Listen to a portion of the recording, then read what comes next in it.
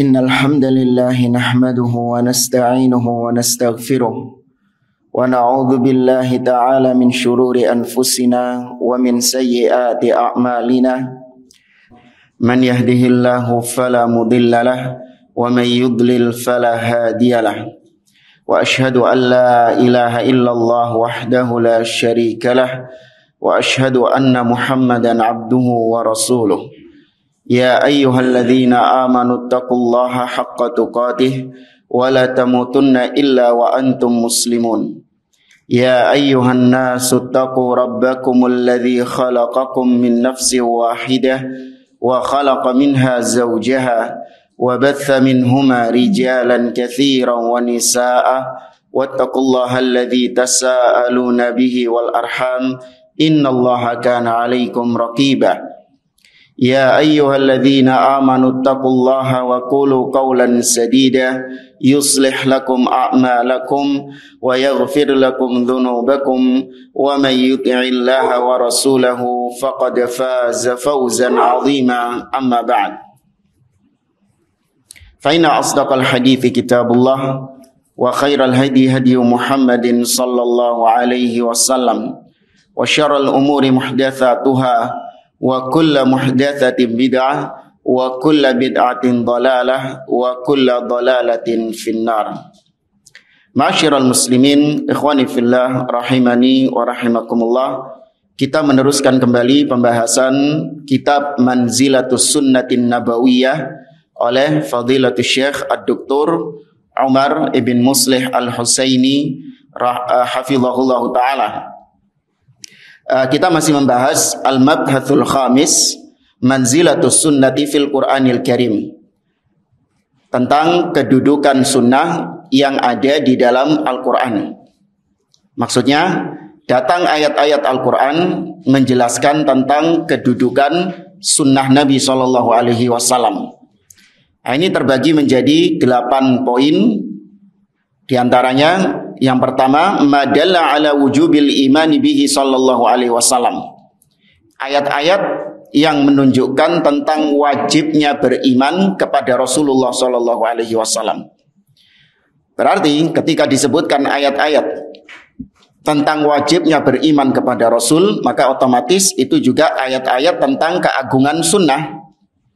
Karena sekali lagi berbicara tentang sunnah itu berarti erat kaitannya dengan siapa? Rasul sallallahu alaihi wasallam. Ya, seperti Allah mengatakan, ya ayyuhalladzina amanu aminu billahi wa rasulihi wal kitabil ladzi nazzala ilaihi, dan seterusnya. Wahai orang-orang yang beriman, berimanlah kalian kepada Allah dan Rasul.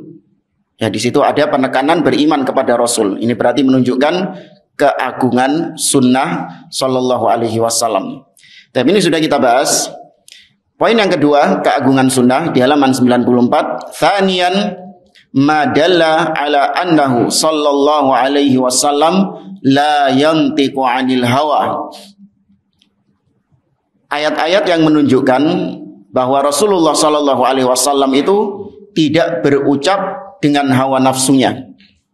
Akan tetapi itu adalah wahyu yang Allah wahyukan kepadanya. Di sini beliau menyebutkan 4 ayat. Yang pertama, qala Allah Ta'ala, Allah Ta'ala berfirman, wa ma yantiqu 'anil hawa in huwa illa wahyu yuha. Ya, di surah An-Najm ayat ketiga dan keempat.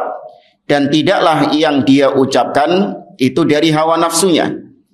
Akan tetapi itu adalah wahyu yang diwahyukan kepadanya.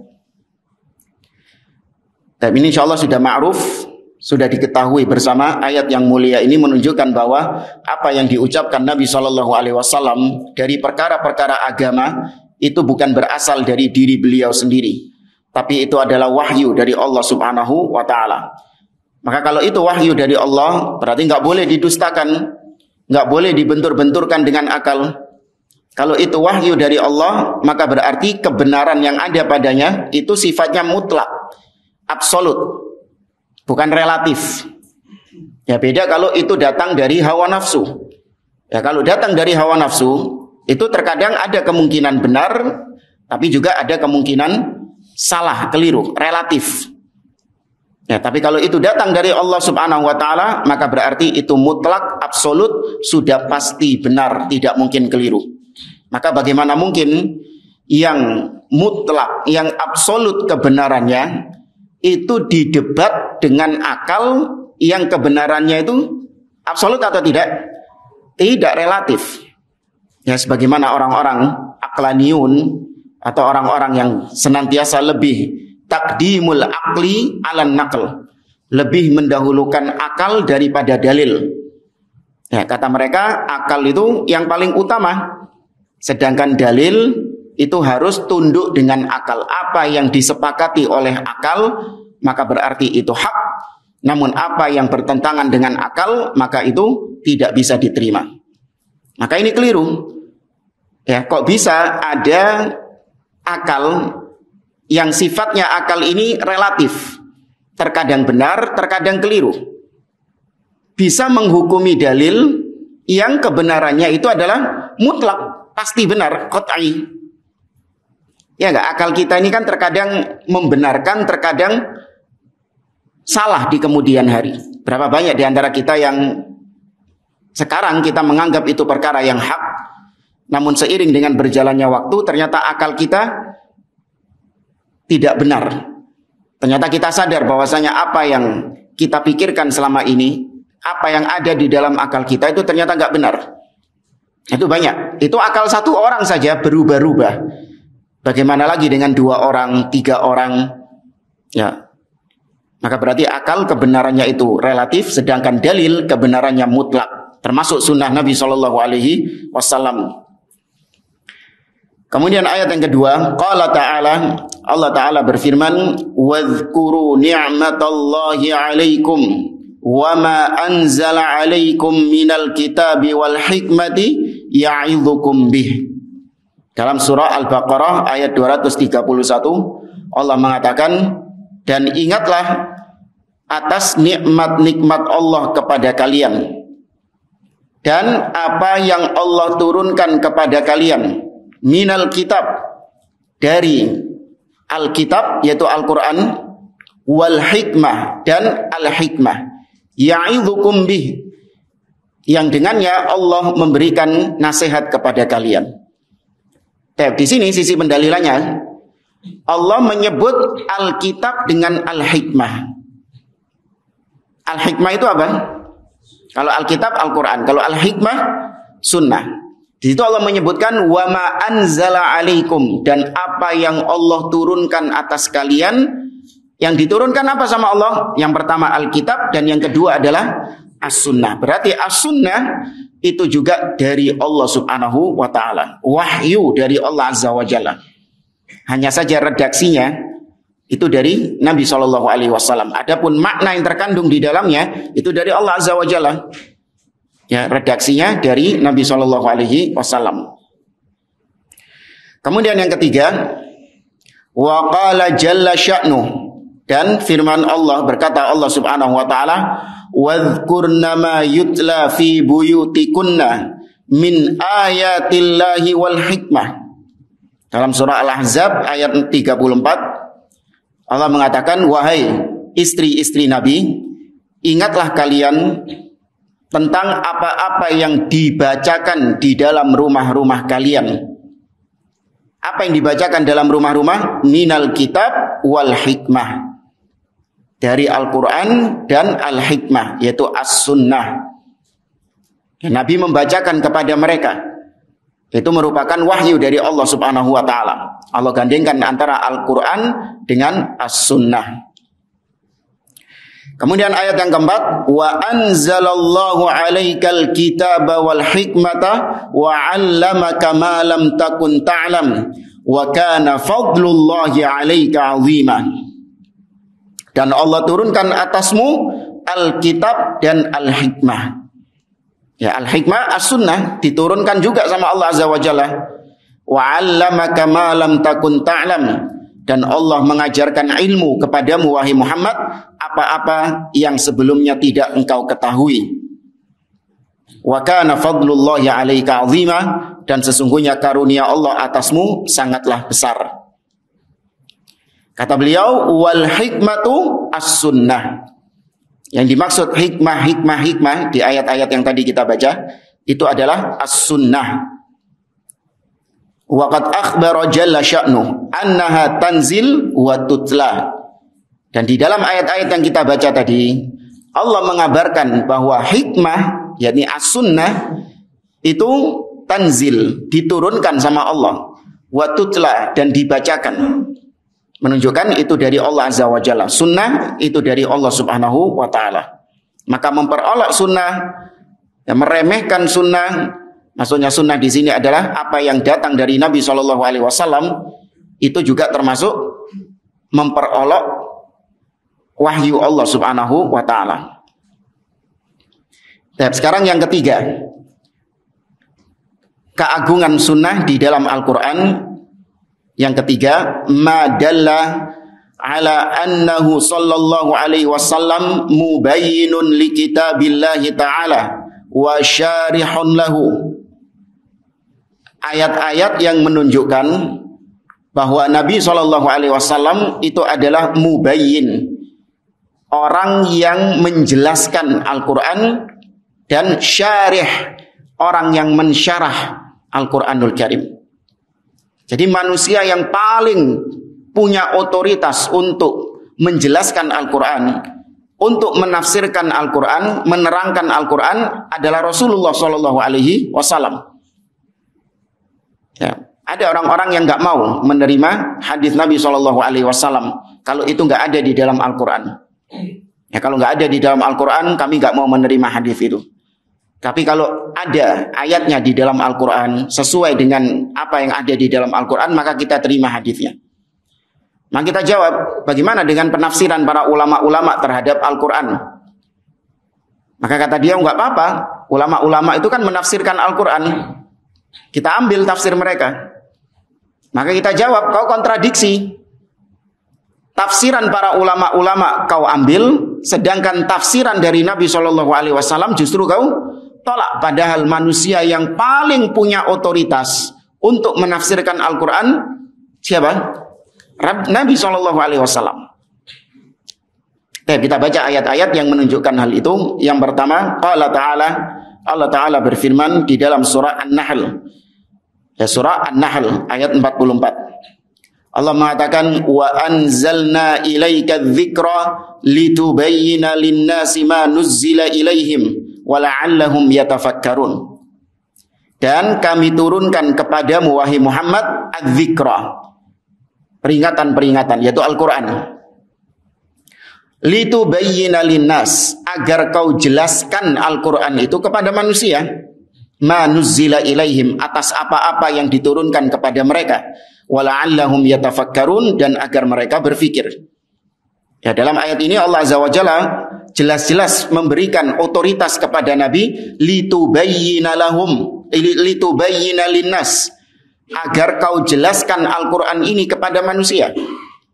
Maka Nabi secara langsung diperintahkan oleh Allah untuk menjelaskan Al-Quran. Karena sudah pernah kita sampaikan, Al-Quran terkadang datang dalam bentuk yang global, dalam bentuk yang samar-samar, dalam bentuk yang multitafsir, dalam bentuk yang masih umum, yang masih mutlak. Maka datang Nabi SAW menjelaskan ayat-ayat yang sifatnya masih ngeblur itu tadi. Ya, seperti misalnya Allah mengatakan tentang puasa, kata Allah Subhanahu wa taala, wa kulu washrabu hatta yatabayyana lakumul khaytul abyadu minal khaytil aswadi minal fajr thumma atimmus siyama ilal lail. Makan dan minumlah kalian sampai jelas benang hitam dan benang putih dari fajar. Kemudian sempurnakan puasa kalian sampai malam. Yakni batasan boleh makan dan minum itu sampai jelas antara benang hitam dan benang putih dari fajar. Tapi ini Allah mendatangkan kalimat-kalimat yang sifatnya masih ambigu. Maka datang Nabi SAW menjelaskan maksud benang hitam dan benang putih adalah bayadun nahar wa sawadul lail. Benang hitam maksudnya gelapnya malam, sedangkan benang putih artinya adalah terangnya cahaya. Ya. Dan banyak sudah pernah kita jelaskan betapa pentingnya fungsi sunnah Nabi SAW terhadap Al-Quran. Ya, Al-Quran ahwaju ila sunnah minas sunnati ilal Quran. Al-Quran itu lebih membutuhkan sunnah, kata Imam Al-Barbahari. Al-Quran lebih membutuhkan sunnah daripada sunnah membutuhkan Al-Quran. Ya, maka nggak mungkin seorang bisa memahami Al-Quran tanpa sunnah Nabi SAW. Bahkan jangankan memahami, moco Quran, membaca Al-Quran saja nggak bisa kalau tanpa sunnah Nabi SAW. Ya, baca Quran harus dengan apa? Tajwid. Ya, hukum-hukum tajwid. Dari mana kita tahu hukum-hukum tajwid itu kalau bukan dari apa? Dari sunnah Nabi SAW. Yang diriwayatkan dari zaman ke zaman, dari satu perawi ke perawi yang lain. Ya, orang-orang yang memiliki sanad qiraah. Ya, mereka yang mengajarkan atau diajarkan bagaimana cara membaca Al-Quran dengan benar. Sesuai dengan apa yang diperintahkan Nabi SAW, apa yang dicontohkan oleh beliau. Maka tanpa sunnah, jangankan memahami Al-Quran, moco Quran tok gak iso. Ya, membaca Al-Quran tidak akan bisa kecuali dengan as-sunnah. Kemudian ayat yang kedua masih tentang poin bahwa Nabi menjelaskan Al-Quran. Beliau membawakan surah An-Nahl juga. Ayat 64, Qala ta'ala, Allah Ta'ala berfirman, Wa ma anzalna alaikal kitaba illa litubayyina lahumul ladhi ikhtalafu fihi wa hudan wa rahmatan liqaumi yu'minun. Kata Allah, dan tidaklah kami turunkan kepadamu wahai Muhammad Al-Quran, Al-Kitab, illa kecuali litubayyina lahum, agar engkau jelaskan kepada mereka alladzi ikhtalafu fihi, apa-apa yang mereka berselisih atasnya. Dan tidaklah kami menurunkan Al-Quran kecuali sebagai huda, sebagai petunjuk, wa rahmah, sebagai rahmat dari Allah, liqaumi yu'minun, bagi orang-orang yang beriman. Ya, jelas di sini sama seperti ayat tadi, litubayyina. Allah turunkan Al-Quran kecuali untuk dijelaskan Al-Quran itu oleh Nabi SAW. Kemudian yang keempat, rabi'an, keagungan sunnah di dalam Al-Quranul Karim itu dari sisi madalla ala annahu sallallahu alaihi wasallam huwal uswah. Ayat-ayat yang menunjukkan bahwa Rasulullah sallallahu alaihi wasallam itu adalah al-uswah. Ya, suri tauladan, contoh atau panutan. Ini orang kalau sudah mencintai Nabi SAW, terlebih lagi Allah menyebutkan dalam ayat-ayat yang kita baca ini bahwa Nabi adalah suri tauladan yang terbaik.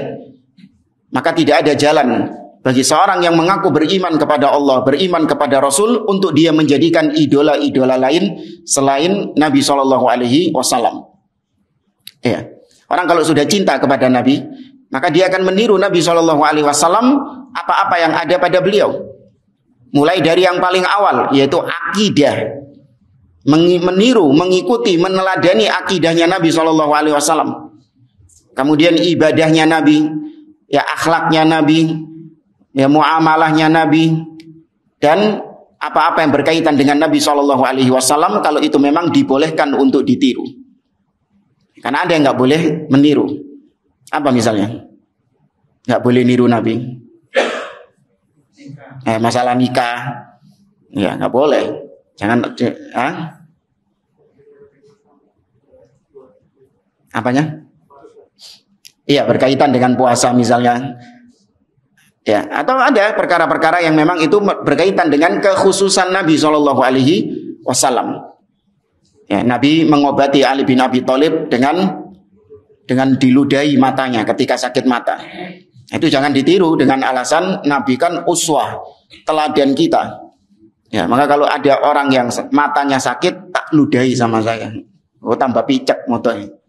Ya, itu kekhususan Nabi SAW. Baik. Maka orang yang mencintai Nabi, dia akan menjadikan Nabi sebagai idolanya yang dia teladani dan dia tiru. Qala Allah Ta'ala, Allah berfirman dalam surah Al-Ahzab ayat 21, Laqad kana lakum fi Rasulillahi uswatun hasanah liman kana yarjullaha wal yawmal akhir wa dzakarallaha katsira. Kata Allah, sungguh telah ada pada kalian atau sungguh telah ada untuk kalian di dalam diri Rasulullah uswatun hasanah, suri tauladan yang baik. Liman kana yarjullah, bagi orang-orang yang mengharapkan perjumpaan dengan Allah wal yaumal akhir, mengharapkan hari akhir, wa dzakarallaha katsira, dan dia banyak mengingat Allah Subhanahu wa taala. Qala Ibnu Katsir, kata Imam Ibnu Katsir rahimahullah dalam tafsirnya, beliau mengatakan hadhil ayatul karimah aslun fit ta'assi bi Rasulillah sallallahu alaihi wasallam fi af'alihi wa aqwalihi wa ahwalihi. Ayat ini surah Al-Ahzab ayat 21 adalah landasan utama dalam kita bertaasi. Ya, bertaasi artinya beruswah, bersuri tauladan kepada Nabi SAW, baik ucapannya ataupun perbuatannya ataupun keadaan Nabi SAW. Itu mencakup semuanya. Jadi kita meneladani Nabi SAW itu nggak cuma sekedar meneladani akhlak beliau. Akhlaknya pun juga hanya diambil yang baik-baik saja. Ya, maksudnya diambil yang baik-baik itu yang sesuai dengan seleranya dia, sesuai dengan apa yang dianggap masyarakat baik. Ya, Nabi SAW akhlaknya baik sama tetangga. Bahkan meskipun tetangganya itu kafir, Nabi juga berbuat baik dalam urusan dunianya. Ya, Nabi SAW baik sama istri-istrinya. Ya, Nabi baik kepada anak kecil sekalipun. Itu yang diambil cuma itunya tok. Tutur katanya lemah lembut dan yang lainnya. Tapi tidak diambil dari sisi yang lain, akhlak Nabi SAW yang lain. Bagaimana Nabi SAW tetap tegas, tetap keras menyikapi kesyirikan kepada Allah. Nabi SAW tegas ketika mengingkari penyimpangan-penyimpangan yang dilakukan oleh sebagian sahabatnya. Ya, Nabi SAW mengingkari dengan pengingkaran yang keras. Seperti Khawarij, Nabi mengatakan al-khawariju kilabu ahlin nar. Khawarij adalah anjing-anjing neraka. Mu'ad bin Jabal radhiyallahu taala anhu, ya, ketika beliau dikeluhkan panjangnya bacaan beliau ketika sholat, menjadi imam ketika sholat, maka Nabi mengingkari dengan keras, afattanun anta ya Mu'ad, apakah engkau pembuat fitnah wahai Mu'ad? Ya, Nabi SAW akhlaknya mulia, namun akhlak tentu ditimbang dengan apa yang dilakukan Nabi SAW, bukan ditimbang dengan perasaan. Ya, kalau ditimbang dengan perasaan, banyak orang-orang yang akan menganggap Nabi nggak berakhlak. Contoh yang diriwayatkan oleh Imam Muslim, peristiwa seorang khatib yang disemprot atau dimarahi habis-habisan oleh Nabi SAW. Jadi Nabi itu punya khatibul kaum. Masing-masing kaum itu ada khatibnya, ada juru bicaranya lah, yang sudah ditunjuk oleh Nabi SAW untuk mereka berbicara kepada kaumnya, untuk mereka menyampaikan agama ini kepada kaumnya.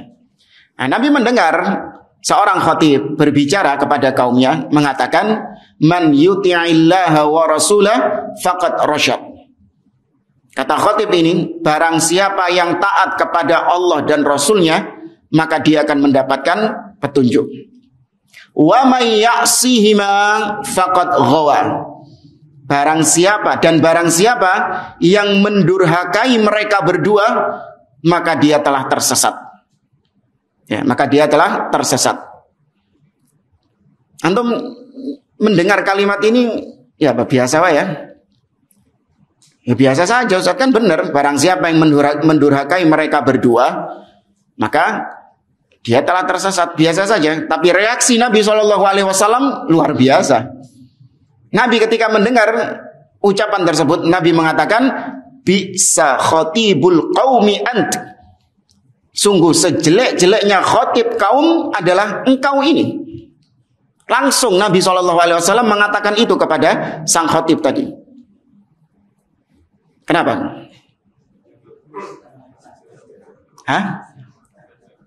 Iya, karena loh, semua disejajarkan masih tadi ayat-ayat yang kita baca itu mensejajarkan antara Allah dan Rasulnya. Ya, misalnya Allah mengatakan, ya ayyuhalladzina amanu athi'ullaha wa athi'u Rasul, disejajarkan Allah sama Rasul. Atau tadi kalimatnya juga disejajarkan, may yuti'illaha war rasul faqad rasyad. Barang siapa yang taat kepada Allah dan Rasul, maka dia mendapatkan petunjuk. Kenapa? Karena dijadikan satu dhamir, satu kata ganti. Di kalimat yang kedua, kalimat yang pertama benar. Barang siapa yang taat kepada Allah dan Rasulnya, maka dia mendapatkan petunjuk. Nah, jadi masalah kalimat yang kedua ini, dia mengatakan, tapi barang siapa yang mendurhakai mereka berdua. Nah, mereka berdua ini siapa? Allah dan Rasulnya. Ya, Nabi SAW gak ridho dijadikan satu dhamir dengan Allah Subhanahu wa ta'ala. Itu sudah bentuk ada unsur kesyirikan kepada Allah Azza wa Jalla, mensejajarkan Nabi SAW dengan Allah Subhanahu wa ta'ala dalam satu dhamir, dijadikan satu dhamir. Maksudnya Nabi yang benar pisahkan sebagaimana yang pertama, wa may ya'sillaha wa rasulahu. Barang siapa yang durhaka kepada Allah dan Rasulnya. Jangan dibilang barang siapa yang durhaka kepada mereka berdua. Paham jemaah? Maka Nabi merespon dengan respon yang sebegitu kerasnya. Itu kalau kerungu sama orang-orang yang sekarang bawaannya perasaan, baper, nah itu dianggap Nabi nggak berakhlak gitu. Paham ya? Dianggap Nabi nggak berakhlak, terlalu keras katanya. Masa cuman gara-gara gitu tok, kan niatnya baik. Ya kan niatnya baik. Nabi cuman orang itu cuman keliru ketika mengatakan Allah dan Rasul. Tapi kenapa responnya Nabi kok begitu keras itu, sampai mengatakan sejelek-jeleknya kaum adalah engkau. Bahkan itu dikatakan di tengah-tengah ketika khotibnya berucap. Ya, dibantah ketika khotibnya berucap. Itu dianggap keras kalau kerungu sama sebagian orang di zaman sekarang. Ya. Itu akhlak Nabi bukan? Akhlak Nabi mulia bukan? Jangan bilang nggak mulia. Allah mengatakan, wa innaka la'ala khuluqin azim. Ya, maka tempatkan akhlak mulia itu pada tempatnya. Akhlak yang mulia nggak selalu lemah lembut. Ada waktunya lemah lembut. Ya. Nabi SAW ketika menegur badui yang kencing di masjid itu, ya, Nabi menegurnya dengan keras atau lemah lembut? Dengan lemah lembut. Padahal kalau ditimbang mana yang lebih parah? Orang yang mengucapkan tadi, wa may ya'sihima, barang siapa yang durhaka kepada Allah dan Rasul mereka berdua, mana yang lebih parah? Kalau ditimbang pakai akal ya, mana yang lebih parah? Orang yang ngomong itu atau yang kencing di masjid? Kencing di masjid. Misalnya nih ada ustadz ngomong tentang syirik misalnya, yang mensejajarkan antara Allah dan Rasulnya. Ya, di masjid ini misalnya ada ustadz ngomong seperti itu misalnya, yang ada unsur mensejajarkan Allah dan Rasulnya. Ya, mungkin dia minta tolong kepada Rasul. Ya Rasulullah, tolonglah kami misalnya. Ini kesyirikan kepada Allah Azza wa Jalla. Ada ustadz ngomong gitu, sama ada orang kencing di masjid. Takmirnya biasanya lebih ngamuk ke siapa? Sing ngoyo. Iya kan? Takmirnya lebih marah. Kenapa? Lebih repot iki soro. Ya kan? Ngumbai lu yang angel iki. Ya pelanggaran berat itu kencing di masjid itu. Ya, tapi ustadz yang ngomong kesyirikan biasa-biasa saja dia. Atau kalaupun marah, cuman nggak semarah yang kencing di masjid itu. Nah, ini tempatkan sesuatu pada tempatnya. Siapa yang ngomong dan tentang apa yang dia omongkan, itu yang berbeda sikap kita yang satu dengan yang lain. Nah, maka Nabi SAW itu adalah uswatun hasanah. Wal mutaba'atu wat ta'assi fil fi'li. An yaf'ala mithla ma fa'ala 'ala al-wajhi alladhi fa'ala min ajli annahu fa'ala. Ini kalimat yang bagus. Bersuri tauladan, ya, kita meneladani Nabi SAW. Itu maksudnya adalah kita melakukan seperti yang dilakukan Rasul dengan cara sebagaimana yang dilakukan oleh Rasul, dalam rangka untuk melakukan apa yang dilakukan Rasul. Niatnya itu dalam rangka memang untuk meniru Rasul Shallallahu Alaihi Wasallam, bukan dalam rangka untuk ya karena kebetulan apa yang dibawa Rasul ini yang memang bagus, yang memang cocok sama saya, jadi melok ayo wis. Ya, terus yang nggak cocok, oh kalau nggak cocok saya ikut yang lain saja. Nah ini nggak bisa. Mengikuti Rasul karena memang dalam rangka berniatnya itu untuk mencari keridhaan Allah, dalam rangka untuk berittiba kepada beliau, memang ya untuk mencari ridho Allah. Ya, bukan dalam rangka hal-hal duniawi yang lain, enggak. Dan dilakukan sesuai dengan apa yang dilakukan Rasul, proporsional. Ya, kita mengikuti sunnah proporsional, tidak hulu, berlebih-lebihan, ya, akhirnya melampaui batas, atau juga tidak ya, at-taksir, meremehkan. Ya, tapi pertengahan mengikuti Rasul Shallallahu Alaihi Wasallam. Ayat yang kedua masih tentang berbicara ayat-ayat yang menunjukkan wajibnya kita mengikuti Rasul, meneladani Rasul. Dia membawakan firman Allah dalam surah Ali Imran ayat 31. Ya, ayat yang dikenal dengan ayatul mihnah, ayat ujian. Ujian bagi setiap orang yang mengaku cinta kepada Allah, maka diuji dengan ayat ini. Allah berfirman, "Qul in kuntum tuhibbunallaha fattabi'uni yuhibbukumullah wa yaghfir lakum dzunubakum wallahu ghafurur rahim." Katakanlah, apabila kalian mengaku cinta kepada Allah, maka ikuti aku. Maksudnya Nabi SAW. Niscaya Allah akan mencintai kalian dan akan mengampuni kalian. Mengampuni dosa-dosa kalian. Sesungguhnya Allah Maha Pengampun lagi Maha Penyayang. Ya, ayat ini cocok bagi setiap orang-orang kafir, baik ahlul kitab ataupun musyrik, yang mengaku cinta kepada Allah, namun ternyata mereka tidak ittiba, tidak mengikuti Nabi SAW. Orang Yahudi mengatakan bahwasanya mereka cinta kepada Allah, bahkan lebih dari itu mereka mengaku dicintai oleh Allah Subhanahu Wa Taala. Allah mengatakan dalam surah Al-Maidah, Allah mengatakan wa qalatil yahudu wan nasara nahnu abna'ullahi wa ahibba'uh. Orang-orang Yahudi dan Nasara mengatakan kami adalah anak-anaknya Allah dan kecintaan-kecintaannya Allah. Ya, mereka mengaku bukan ngaku cinta kepada Allah lagi, bukan. Mereka mengaku Allah juga cinta kepada mereka. Maka uji dengan ayat ini. Kalau memang kalian cinta kepada Allah dan kalian mengaku Allah mencintai kalian, maka buktikan dengan cara mengikuti Nabi SAW. Karena hanya dengan itulah baru Allah mencintai kalian. Berarti mafhum mukhalafah, pemahaman cermin dari ayat ini adalah kalau tidak mengikuti Nabi berarti tidak dicintai oleh Allah Azza wa Jalla, alias dibenci sama Allah Subhanahu wa Ta'ala. Ya, itu namanya mafhum mukhalafah, pemahaman cermin dari ayat tersebut. Kemudian yang kelima, poin yang kelima, kedudukan sunnah di dalam Al-Quran itu dari sisi madalla ala wujubi ta'atihi sallallahu alaihi wasallam. Ayat-ayat Al-Quran yang menunjukkan wajibnya taat kepada beliau sallallahu alaihi wasallam. Maka ayat-ayat yang menunjukkan wajibnya taat kepada beliau itu juga berarti ayat-ayat tentang keagungan sunnah. Qala Allah Ta'ala, Allah Ta'ala berfirman di dalam surah An-Nisa ayat 59. Kata Allah, ya ayyuhalladzina amanu ati'ullaha wa ati'ur rasula wa ulil amri minkum.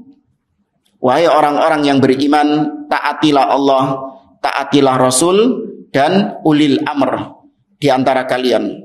Ya, ulil amr artinya adalah yang punya amr, yang punya kuasa, ya, yang bisa menundukkan manusia dengan kekuatannya itu, dia tundukkan manusia. Manusia nurut sama perintahnya dia.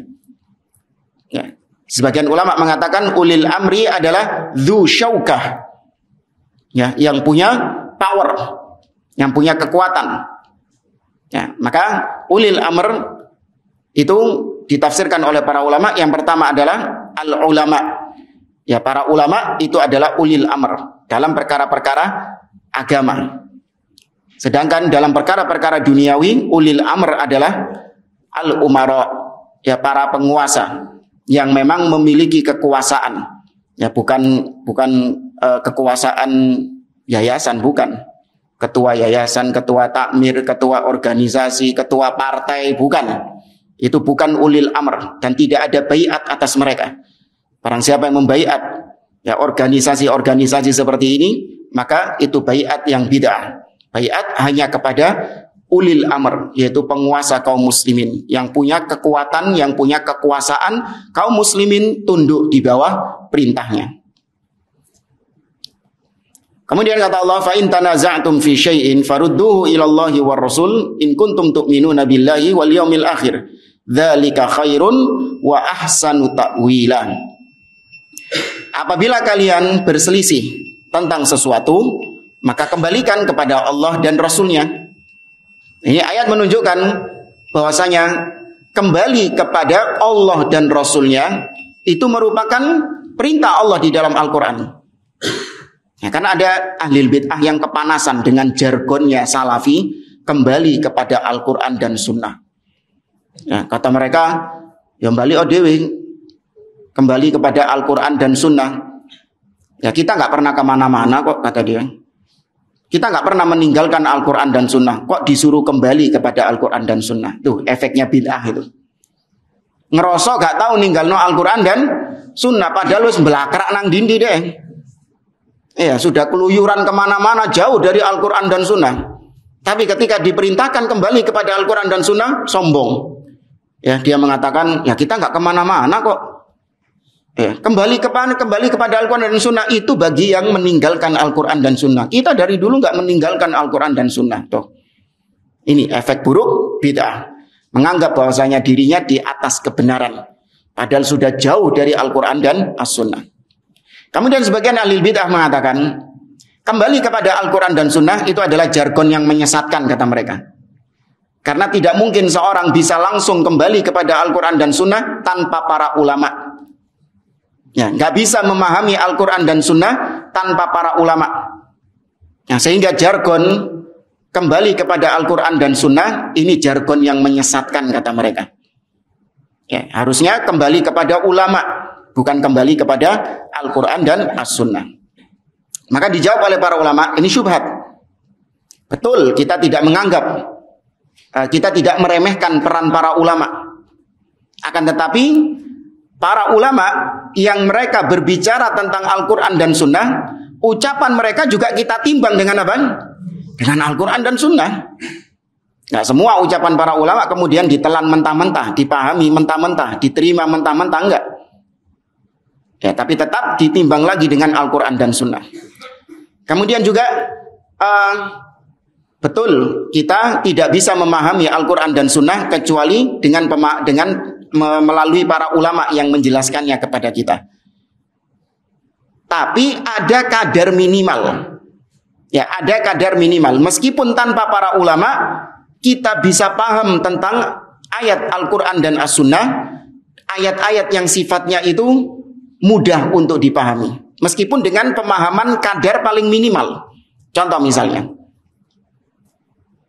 Allah mengatakan wala taqrabuz zina innahu kana fahishatan wa sa'a sabila. Jangan kalian mendekati zina, karena sesungguhnya itu adalah perbuatan keji dan jalan yang wa sa'a sabila, jalan yang buruk. Antum ketika mendengar ayat ini paham apa enggak? Ketika membaca ayat ini, paham apa enggak? Meskipun dengan pemahaman yang paling minimal. Apa? Tunggu dulu. Kita enggak boleh langsung memahami ayat ini. Nunggu lihat para ulama dulu bagaimana tentang ayat ini. Apa antum bisa mengambil pemahaman dari ayat tadi? Bisa langsung mengamalkan ayat tadi? Bisa. Jangan dekati zina. Loh, ya sudah, apa-apa yang termasuk perbuatan zina jangan didekati. Sudah selesai. Itu kadar paling minimal kita paham dari ayat. Nah, nanti ketika kita membaca tafsir dari para ulama, penjelasan dari para ulama, kita dapat maklumat tambahan, kita dapat ilmu tambahan. Oh, ternyata zina itu bukan cuman bertemunya ember dan sumur. Paham ya maksudnya ya? Ya, ternyata dari para ulama juga menghukumi zina al-ain, an-nadhar, memandang, ya kemudian mendengar, ya kemudian ya apalah. Itu juga ternyata dihukumi zina. Oh, ternyata perbuatan ini juga dihukumi zina. Itu tambahannya. Ya, tapi kadar minimal ketika kita membaca ayat, mendengar ayat wala taqrabuz zina, jangan kalian mendekati zina. Apa antum nunggu dulu, jangan diamalkan dulu. Saya lihat bagaimana penjelasan para ulama gitu dah. Apa langsung diamalkan bisa? Bisa langsung diamalkan. Wa'budullah wa la tusyriku bihi syai'a. Beribadahlah kepada Allah dan jangan kalian berbuat syirik. Anda ketika mendengar ayat ini bisa nggak langsung diamalkan? Apa nunggu dulu penjelasan para ulama? Hah? Bisa langsung diamalkan? Bisa langsung diamalkan. Ada ayat-ayat yang sifatnya itu muhkam, jelas, terang benderang ayatnya itu. Ya, meskipun tanpa ulama, bukan berarti kita menihilkan peran para ulama, enggak. Artinya ketika kita membaca ayat itu, kita sudah bisa paham meskipun dengan kadar paling apa? Paling sedikit. Ya, tapi memang ada ayat-ayat yang sifatnya kita nggak akan mungkin bisa paham kecuali dengan penjelasan para ulama. Ada memang ayat-ayat demikian. Tapi ahli bid'ah enggak, digasak kabeh. Semua isinya Al-Quran itu kalian enggak akan paham kecuali dengan para ulama. Ya. Maka jangan mengambil sedikit pun dari Al-Quran, jangan mengambil sedikit pun dari hadis, tapi ambil apa yang datang dari para ulama. Ya, ini kalimatu haqqin urida bihal batil. Ada sisi kebenarannya, tapi yang diinginkan adalah sisi kebatilannya. Semua ahli bid'ah metodenya gitu.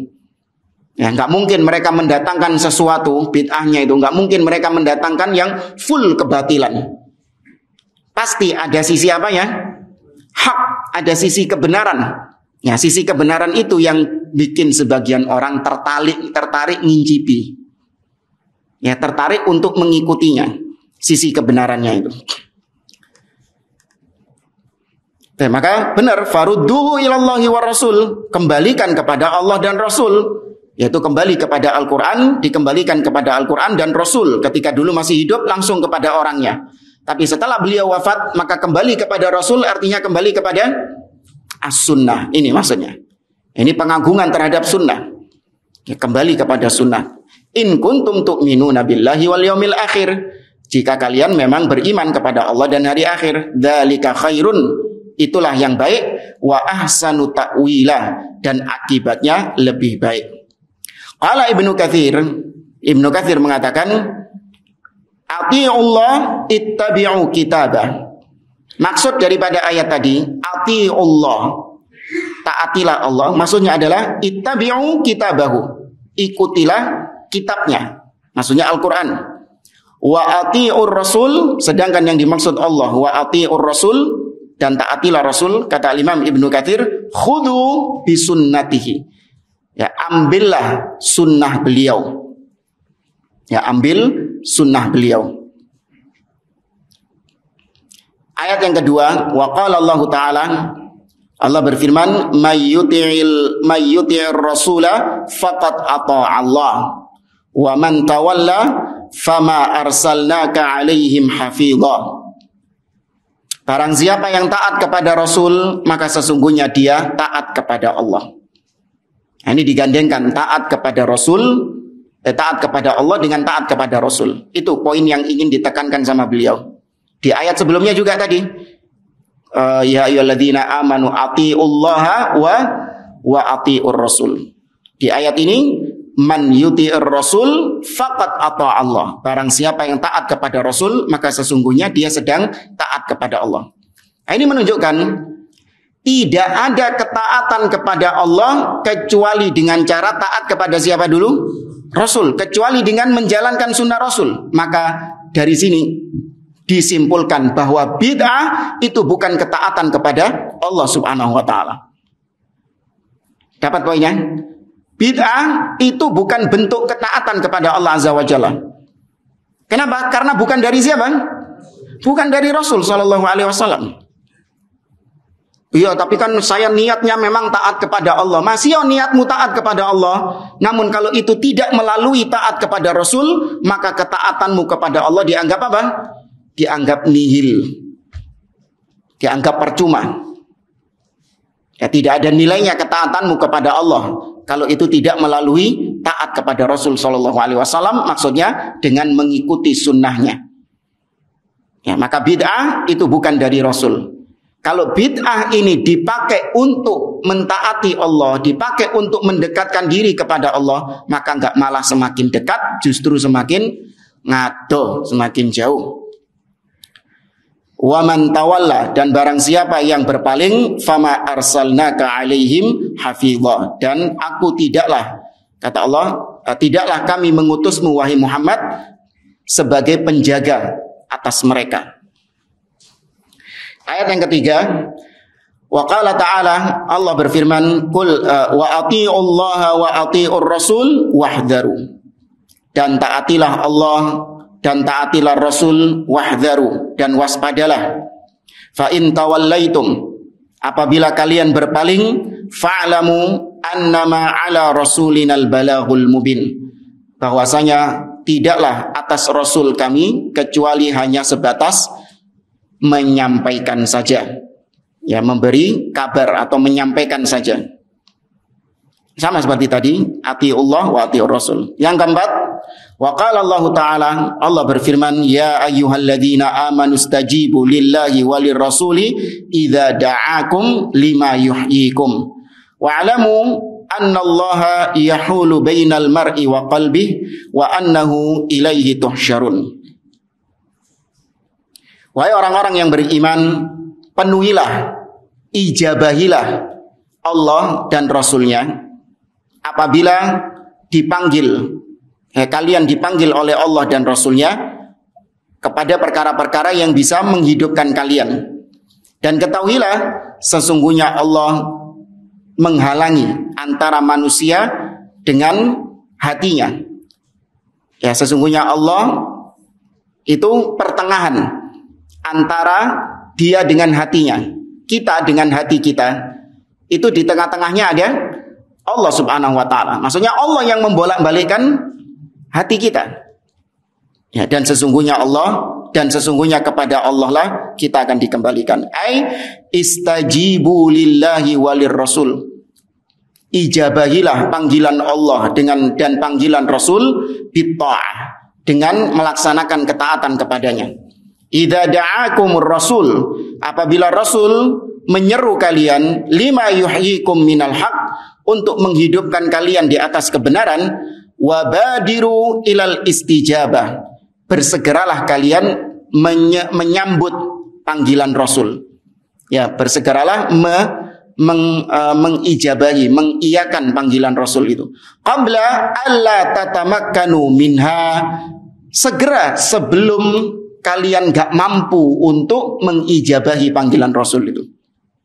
Jadi ketika Nabi menyeru, ya dalam hadisnya Nabi menyeru kita untuk melakukan ini, menyeru kita untuk beriman, menyeru kita untuk ini, segera, jangan ditunda-tunda. Ya, sebelum kalian tidak mampu, sebelum kalian tidak mampu mengijabahi panggilan Rasul. Kenapa? Mana tadi? Qabla alla tadamakkanu minha bihailulatillahi bainakum wa baina qulubikum allati taqiluna biha imma bil maut wa imma yahillu fiha az-zaygh wal fasad. Sebelum Allah menghalangi kalian untuk taat kepada Rasul, yaitu Allah mencegah hati kalian untuk taat kepada Rasul. Bisa jadi yang pertama dengan kematian, ya, mati, sehingga dia mati dalam keadaan belum taat kepada Rasul, belum mengijabahi panggilan Rasul. Atau Allah berikan kepada hatinya kesesatan-kesesatan dan penyimpangan-penyimpangan. Ya. Oh, berarti salahnya Allah, Ustaz. Kan Allah yang menyimpangkan kita, Allah yang menghalangi hati kita untuk beriman kepada Rasul. Ya berarti salahnya Allah, bukan salah kita. Oh enggak, Allah tidaklah menjadikan hati manusia seperti itu kecuali pasti awalnya penyebabnya karena siapa dulu? Karena manusianya. Allah mengatakan misalnya falamma zaghu azaghallahu qulubahum. Ketika Allah palingkan mereka, ketika hati mereka berpaling, maka semakin Allah palingkan hati mereka. Ya karena mereka dulu fi qulubihim maradun fazadahumullahu marada. Di dalam hati mereka ada penyakit, Allah tambahkan penyakit kepada mereka. Ya, bukan salah Allah Azza wa Jalla. Saya cukupkan sampai di sini. Insyaallah kita lanjutkan di pertemuan berikutnya. Aku qouli hadza, sallallahu ala nabiyyina Muhammad wa ala alihi wa sahbihi ajma'in. Assalamualaikum warahmatullahi wabarakatuh.